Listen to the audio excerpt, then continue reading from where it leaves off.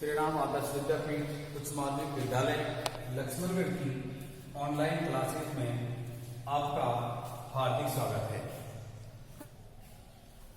विद्यार्थियों, आज हम पढ़ेंगे मूल अधिकार, कर्तव्य और नीति निर्देशक तत्व। मूल अधिकार,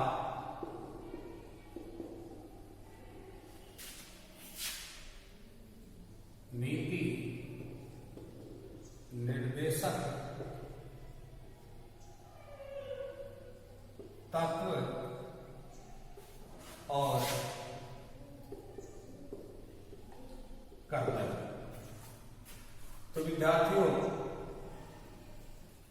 इसे हम एक चार्ट के माध्यम से समझने की कोशिश करेंगे।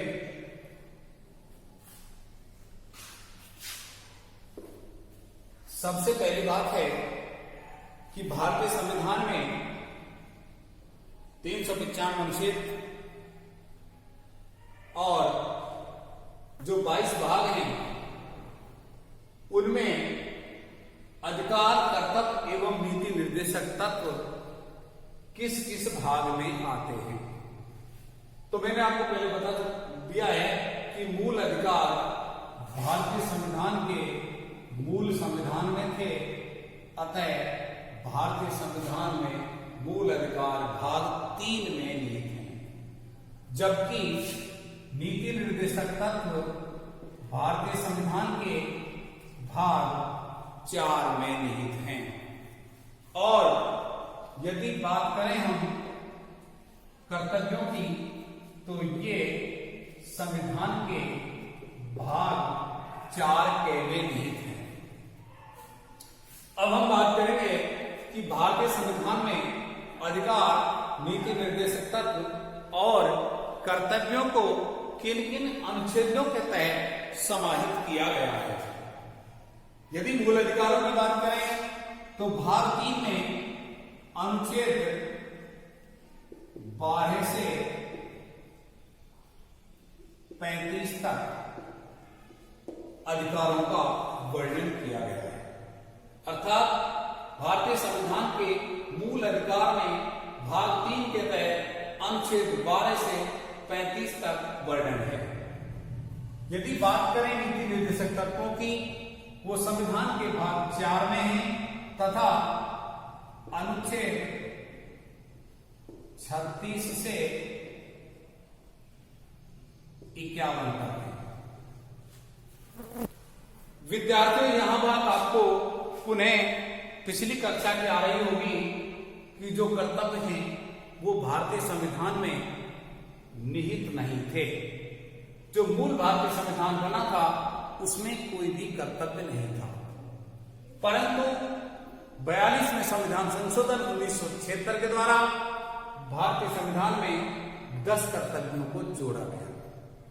अतः यह अनुच्छेद 51 क में जोड़े गए। अब बात आती है कि 42वें संविधान संशोधन 1976 में 10 कर्तव्य जोड़े गए।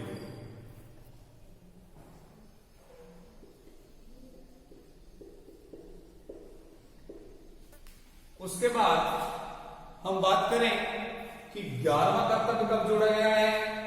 11वां कर्तव्य जोड़ा गया है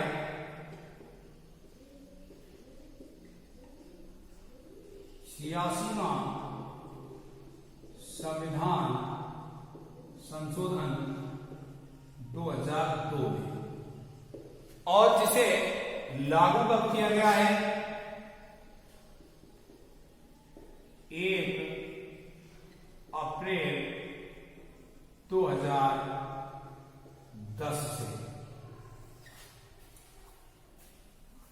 तो एक बात हो गई मूल अधिकार भाग 3 में, नीति निर्देशक तत्व भाग 4 में और कर्तव्य भाग 4 के में निहित है।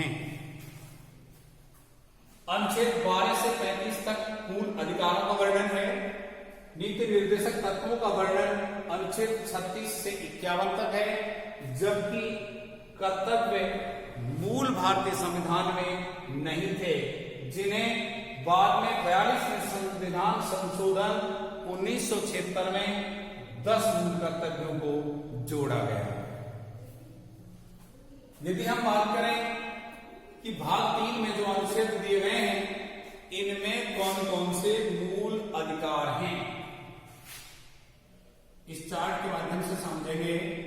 नंबर 1, समानता का अधिकार। नंबर 2, स्वतंत्रता का अधिकार। नंबर 3, शोषण के विरुद्ध अधिकार। नंबर 4, धार्मिक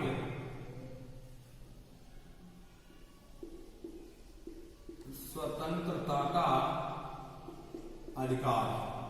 नंबर 5 की बात करें तो संस्कृति एवं शिक्षा संबंधी अधिकार। और नंबर 6 की बात करें तो संवैधानिक उपचारों का अधिकार। बात करें हम 7वें मूल अधिकार की, तो वह था संपत्ति का अधिकार। विद्यार्थियों ध्यान रहे, भारतीय संविधान का जिस समय निर्माण हुआ था, उस समय भारतीय संविधान में 395 अनुच्छेद निहित थे, जिनमें अनुच्छेद 12 से 35 तक अधिकारों का वर्णन किया गया है, जिसमें समानता का अधिकार अनुच्छेद 14 से 18 तक, स्वतंत्रता का अधिकार अनुच्छेद 19 से 22 तक, शोषण के विरुद्ध अधिकार अनुच्छेद 23 से 24 तक, धार्मिक स्वतंत्रता का अधिकार 25 से 28 तक, संस्कृति एवं शिक्षा संबंधी अधिकार 29 से 30 तक, संवैधानिक उपचारों का अधिकार अनुच्छेद 32 और संपत्ति का अधिकार अनुच्छेद 35। इस प्रकार से ये अनुच्छेद निहित थे। तो अब हम बताएंगे कि जो संपत्ति का अधिकार है वो मूल अधिकार की श्रेणी से हटाकर वर्तमान में इसे 44वां संविधान संशोधन 1978 करके मूल अधिकार की श्रेणी से हटाकर संपत्ति के अधिकार को कानूनी अधिकार अनुच्छेद 300A में जोड़ दिया गया है। ध्यान रहे, संपत्ति के अधिकार को मूल अधिकार की श्रेणी से हटाकर कानूनी अधिकार बना दिया गया है और अब इसे अनुच्छेद 300A या 300K में जोड़ दिया गया है। अतः वर्तमान में संपत्ति का अधिकार मौलिक अधिकार नहीं होकर कानून का अधिकार है। तो कानूनी तौर पे हम संपत्ति रख सकते हैं, परंतु मौलिक अधिकार हमें नहीं है कि हम कितनी भी यथा संपत्ति रख सकें। समानता का अधिकार, स्वतंत्रता का अधिकार, शोषण के विरुद्ध अधिकार, धार्मिक स्वतंत्रता का अधिकार, संस्कृति एवं शिक्षा संबंधी अधिकार, संवैधानिक उपचारों का अधिकार और 7वां हटा दिया गया है, इसलिए हम इसका उल्लेख नहीं करेंगे।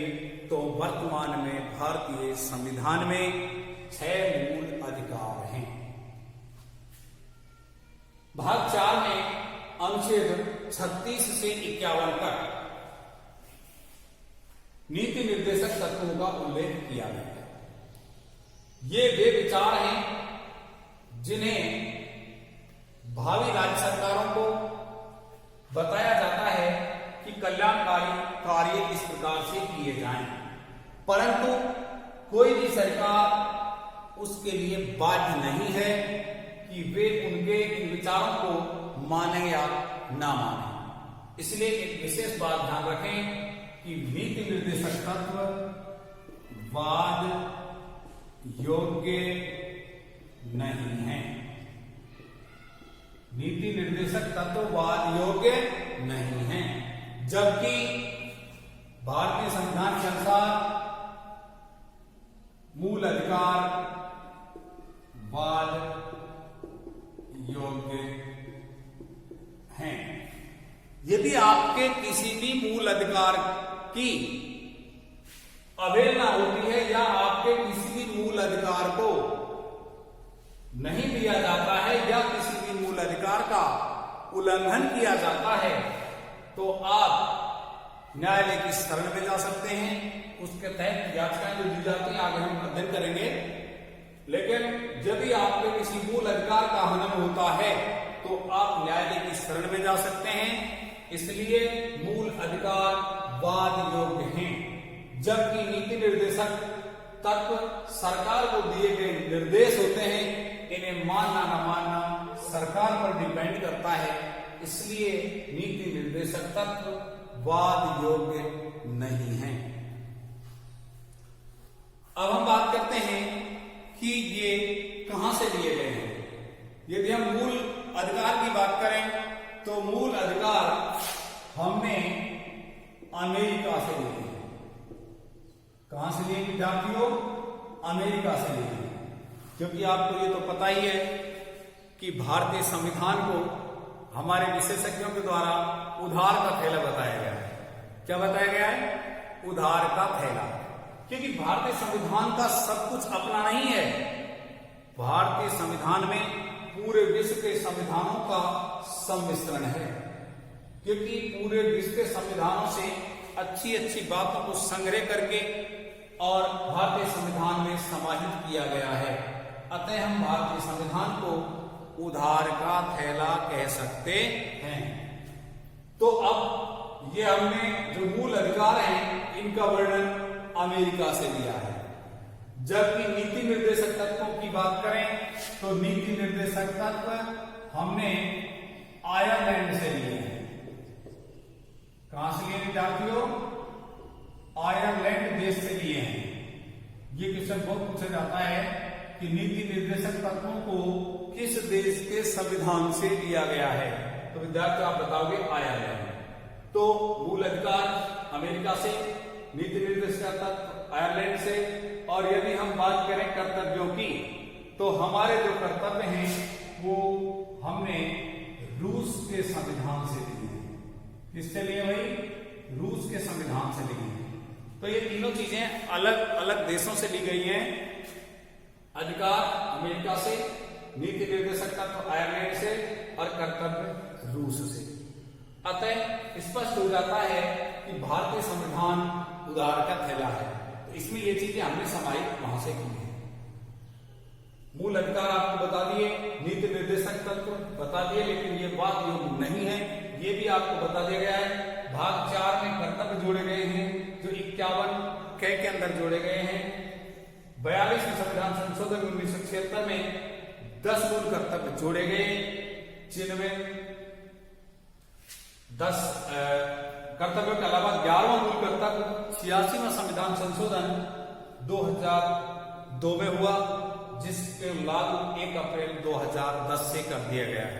विद्यार्थियों ये भी बता दिया गया कि मूल कर्तव्य जो 11वां है उसका मतलब है कि 6 से 14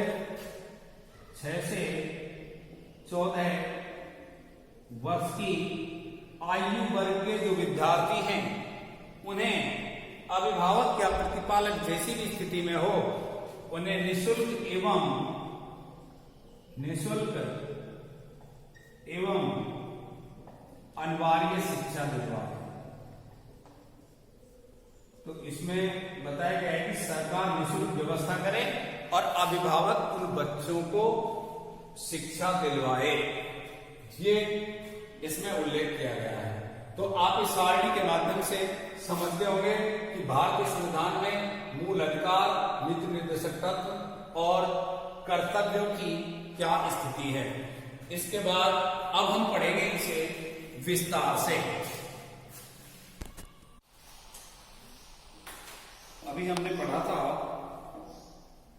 मूल अधिकार, कर्तव्य एवं नीति निर्देशक तत्व। मूल अधिकार 7 थे, परंतु संपत्ति का अधिकार जो अनुच्छेद 31 था उसे मूल अधिकार की श्रेणी से हटाकर कानूनी अधिकार कर दिया गया, अनुच्छेद 300A या 300K।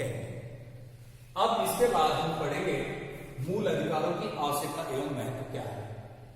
पहली इसकी आवश्यकता एवं महत्व की बात करें तो प्रत्येक व्यक्ति को सुरक्षा प्रदान करना। तो मूल अधिकारों से प्रत्येक व्यक्ति को सुरक्षा दी जाती है। यदि उसकी सुरक्षा का कोई भी हनन होता है तो मूल अधिकारों के तहत उसकी न्यायालय रक्षा करता है। दूसरा है शासन की स्वेच्छाचारिता पर रोक। मूल अधिकारों से शासन की स्वेच्छाचारिता पर रोक लगा दी गई है कि कोई भी राज्य सरकार कोई ऐसा कानून नहीं बना सकती जिससे किसी नागरिक के अधिकारों का हनन होता। तीसरा है न्यायिक सुरक्षा। मूल अधिकारों के तहत व्यक्तियों को न्यायिक सुरक्षा प्रदान की जाती है, अर्थात यदि किसी व्यक्ति के मूल अधिकार का हनन हो रहा है तो न्यायालय उसकी रक्षा करेगा। अगला है लोकतंत्र का आधार स्तंभ। मूल अधिकारों के आधार पर ही लोकतंत्र को हम सही अर्थ में लोकतंत्र कह सकते हैं, क्योंकि बिना अधिकार के लोकतंत्र की कल्पना भी नहीं की जा सकती। और अगला है समानता का कारक। समानता का कारक अर्थात अधिकारों के तहत समानता पर जोर दिया गया है। भारत के प्रत्येक नागरिक को ये समानता की ओर ले जाते हैं, अतः मूल अधिकारों में समानता पर विशेष ध्यान दिया गया है। अब हम पढ़ेंगे समानता का अधिकार, अनुच्छेद 14 से 18। इसके अंतर्गत इसमें 5 भागों में इसे बांटा गया है।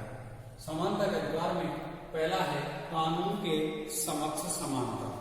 इसका मतलब है कि भारतीय संविधान में समानता का अधिकार है और भारतीय संविधान उसके अंदर भारत के अंदर रहने वाले सभी लोगों को समान अधिकार प्रदान करता है। और दूसरा है धर्म, मूलवंश, जाति, लिंग या जन्म स्थान के आधार पर विभेद का प्रतिरोध या प्रतिबंध। तो इसका मतलब है कि भारत के अंदर निवास करने वाला कोई भी व्यक्ति, चाहे किसी भी धर्म में, किसी भी मूल वंश में जन्म लिया है, किसी भी जाति का है, चाहे वो पुरुष है या स्त्री है, या उसने कहीं भी जन्म लिया है, उसको किसी भी आधार पर भेदभाव नहीं किया जा सकता। और समानता की तीसरी श्रेणी बताई गई है लोक नियोजन के विषय में अवसरों की समानता। इस कहने का मतलब है कि अनुच्छेद 16 में लोक नियोजन के जो विषय हैं उनमें सभी में प्रत्येक नागरिक को अवसरों की समानता प्रदान की गई है। अगला है अस्पृश्यता का अंत। ये भारतीय संविधान के अनुच्छेद 17 में दिया गया है। इसका तात्पर्य है कि भारत के अंदर निवास करने वाले किसी भी व्यक्ति के साथ अस्पृश्यता अर्थात छुआछूत नहीं किया जाएगा, अर्थात सभी लोग भारत के समान हैं। अस्पृश्यता के अंत का उल्लेख भारतीय संविधान के अनुच्छेद 17 में दिया गया है। सबसे पहले इसके लिए अस्पृश्यता निवारण अधिनियम 1955 बना था, जिसे कुछ समय बाद ही बदलकर इसका नाम नागरिक अधिकार संरक्षण अधिनियम 1955 कर दिया गया। लेकिन विद्यार्थियों, इसमें फिर से संविधान संशोधन किया गया और वर्तमान में अनुसूचित जाति अनुसूचित जनजाति निरोधक अधिनियम 1989 बना दिया गया है और इसे पारित कर दिया गया। और यदि अस्पष्ट अधिनियमों की बात की जाए तो अनुसूचित जाति अनुसूचित जनजाति निरोधक अधिनियम 1989 अब तक के इन अस्पृश्यता के अधिनियमों में सबसे कठोर है। और एक है उपाधियों का अंत। यह अनुच्छेद 18 के अंतर्गत आता है। इसका मतलब है संविधान में सेना और विद्या संबंधी उपाधियों के अलावा भारतीय संविधान किसी को अन्य उपाधियां नहीं देता है।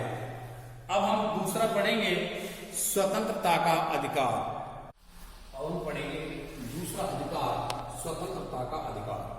यह भारतीय संविधान के अनुच्छेद 19 से 22 तक दिया हुआ है। इसका उल्लेख जब हम करेंगे तो अनुच्छेद 19 1 का क भाग में विचार एवं अभिव्यक्ति की स्वतंत्रता दी गई है, जिसका तात्पर्य है कि भारत के अंदर जो लोग निवास कर रहे हैं उन्हें अपनी अपनी विचार अभिव्यक्ति की, चाहे किसी सभा में किसी भी जगह अपने विचारों को व्यक्त करने के लिए स्वतंत्र हैं, बशर्ते उसमें किसी दूसरे की स्वतंत्रता का हनन न हो। स्वतंत्रता के अधिकार में ही दूसरे नंबर पे या 6 नंबर पे आता है अस्त्र शस्त्र रहित शांतिपूर्ण सम्मेलन की स्वतंत्रता, कि हम कहीं भी शस्त्र पूर्वक सम्मेलन नहीं कर सकते, बल्कि अस्त्र शस्त्र रहित शांतिपूर्ण सम्मेलन कहीं भी कर सकते हैं। तीसरा है संघ व समुदाय निर्माण की स्वतंत्रता। भारत का प्रत्येक नागरिक इस बात के लिए स्वतंत्र है कि वह किसी भी संघ या संगठन का निर्माण कर सकता है। अगला अनुच्छेद 19 के अंदर ही आएगा चौथा के लिए सर्वत्र आने जाने की स्वतंत्रता, कि भारत का कोई भी व्यक्ति, भारत का कोई भी नागरिक अबाध रूप से भारत में कहीं भी इच्छानुसार भ्रमण कर सकता है, आ जा सकता है। एक है निवास की स्वतंत्रता। भारत के अंदर जिस व्यक्ति को भारतीय नागरिकता मिली हुई है वह अपना निवास भारत में कहीं भी कर सकता है। और एक है वृत्ति या व्यापार की स्वतंत्रता, अर्थात भारत का कोई भी नागरिक अपने हिसाब से कोई भी व्यवसाय या धंधा कर सकता है।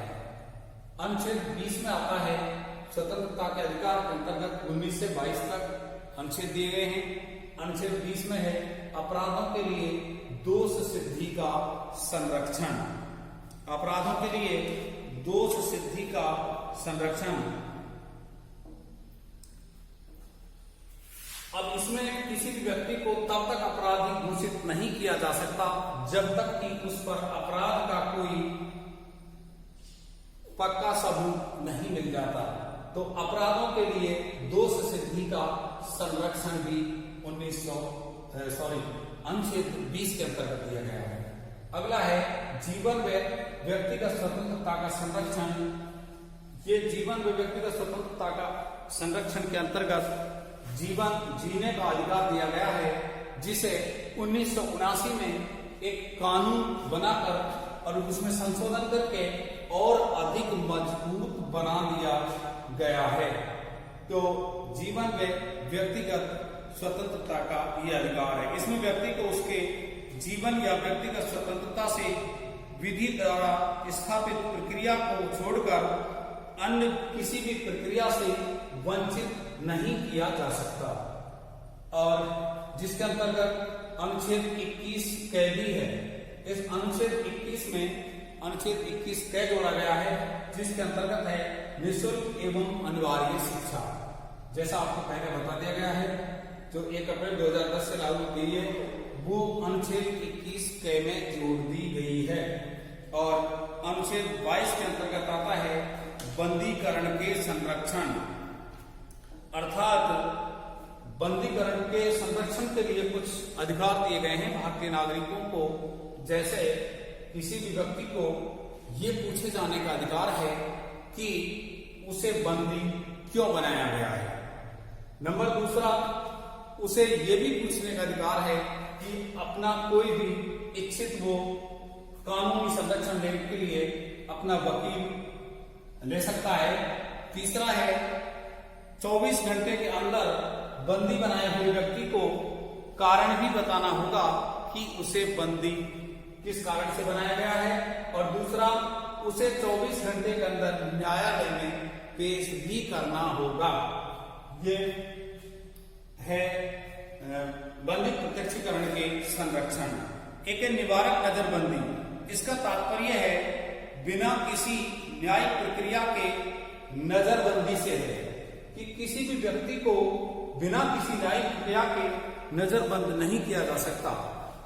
अब बात आती है कि यदि नजरबंदी के अंदर किसी व्यक्ति को नजरबंद किया जाता है तो वो किसी अपराध के लिए नहीं बल्कि अपराध को रोकने की आशंका से, उसे कि अपराध ये व्यक्ति कर सकता है उसकी आशंका से उसे नजरबंद किया जा सकता है। तो उसे दंडित करने से नहीं बल्कि उसे अपराध करने की रोकने की प्रक्रिया से है। और किसी भी व्यक्ति को 3 महीने से अधिक इस कानून के तहत, निवारक नजरबंदी के तहत हम बंद नहीं रख सकते हैं। ये इसके बाद में हम पढ़ेंगे तीसरा अधिकार, शोषण के विरुद्ध अधिकार।